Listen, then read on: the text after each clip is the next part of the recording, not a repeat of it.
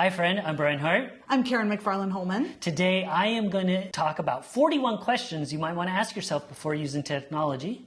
And I'm going to pick back up on a series that I dropped a few months ago. So let's get to it. My next cool sheet is an article, and this is the questions concerning technology. So I've kind of talked about this several times about technology and questions we should be asking ourselves. And this was actually back in 2016, originally posted by ML Sakasis. But it's even more relevant today than it was. Now that we have seen kind of this more like several other cool sheets, Center for Humane Technology and some of the docs and things. This is more on the forefront of people's mind.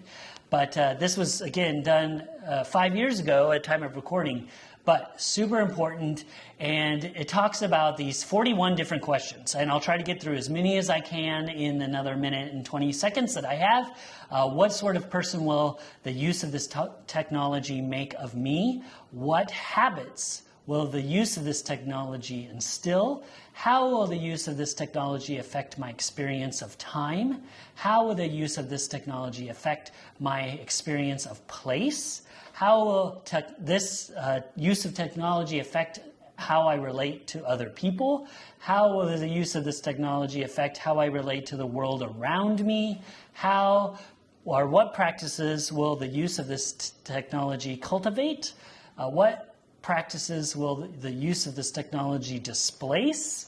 What will the use of this technology encourage me to notice, good or bad? All of these things are questions we should be asking ourselves, although I think if you ask a lot of these questions, it really might think, do I need this technology? Should I be using it? But so important, there's so many more. What will the use of this technology encourage me to ignore? What was required of other human beings so that I might be able to use this technology? What was required of other creatures so that I might be able to use this technology? I'm out of time. Definitely check out our notes and definitely check out this article. It's super, super important. I forget what it's called, but go check it out. So many important questions, Yeah. and I bet there's even more. And gosh, it was a couple of those really stood out to me. One of them was that sense of place. And, you know, you think about, and of course the most obvious thing is a cell phone, and how by being on it, you can actually not even be present in the place you are at. Mm-hmm. And just last night, I was out under the full moon, and I got my phone, and I'm trying to take pictures and all this stuff. And I reflect back on that, and it's like, was I really even there in those moments? Yeah. When I put down my phone, I was there. Right. And then the other one was when you said, what did this require of other creatures? Yeah. And it makes me think of mining. It makes me think about raping the side of a mountain and the ecology there and all the animals that no longer had a place to live because of that.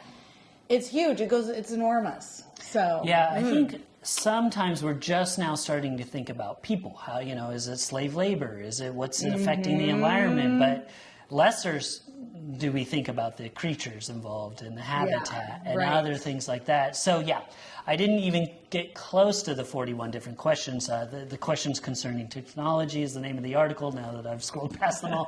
But so there were so many that connected with you and me, and that was just the few that I listed off, and every single one of them is super important. Ooh. Yeah. All right, so it's serious business here, but important to look at those. Absolutely. So. Yeah. And it might make you a little bit uncomfortable, and I would say that's probably a good thing. If it's making you a little bit uncomfortable and helping you kind of question, you know, it doesn't mean you have to change everything, but just think about it a little bit more, I think is going to be a good thing. Even if that's all you do is just read this, think about it a little bit, think about it maybe a little bit differently, and then go into your normal way of living. Yeah. It's totally fine. Yeah. Well, great. Thank you for that. You're it's like welcome. It's one of those things. It's like not fun, but super important. Yes. Yeah. So I appreciate that. All right, moving on to my next cool sheet. This is an article. 23 of the most beautiful words in the world. All right, so I have had quite a few word-based cool sheets over the years. but not in a while. I can't even remember the last time I did one of these. And so here I will be talking about this article. It points out there's these 23 words. They're unusual. Some are beautiful sounding. They are poetic, or they're unique in some other kind of way. And so what I wanted to spend my time doing is giving some examples of them and talking about them. So the first one is from Afrikaans, a language from South Africa, and it is spookasem. And this term directly translates as ghost's breath. And so if you hear that word ghost breath and think about what it might mean, in this case, it is actually referring to cotton candy. And so I love the poeticism of that, how they're taking this fluffy, delightful thing and then imagining where it came from. And then that's the word that's used for it. So great example. Another one is Fernweh, which is German. And this is used to describe the feeling of missing a place you've never been. So think about that. I immediately, when I heard that, I was like, yeah, Bora Bora. I miss Bora Bora. I have never been to Bora Bora, but I miss it. So I loved it when I saw that word. Okay, another one, and this reminds me of just recently this outing I did on a kayak under the full moon. And this is a Swedish word that is muongata, which means the reflection of the moon on the water. I love these words where it's just one word, but it has this whole meaning that in English, we need quite a few words to describe it. Another one, dauwtrappen. This is Dutch, and it literally translates as dew treading, and it refers to the feeling of walking barefoot on dew-covered morning grass. So read the rest of this article. If you want to see the other 19 or so, read about them. 23 of the most beautiful words in the world. Whoa, cool. That's so cool. I love to, because as you were saying the words, I would like form my own thing. Oh, I bet you that means this. And of course it was like completely off, which is great. Yeah. In a really fun way. Yes. That is so cool. Yes. I love when you bring word cool sheets to the program here, because they're so interesting. They're so amazing. I love and it. Because it brings in culture, it brings in language. And it brings in, like I said, poetry and these unexpected words and feelings that they invoke that I just love. Yeah, it does. They're super powerful. And it's so interesting because there's so many emotions and things that we don't have words for that other countries do, which is so fascinating to me, because it's like, why don't we have better words, different words? Right. You know, we have so many of the same word that means multiple things, which is very confusing for someone that isn't a native English speaker. Exactly.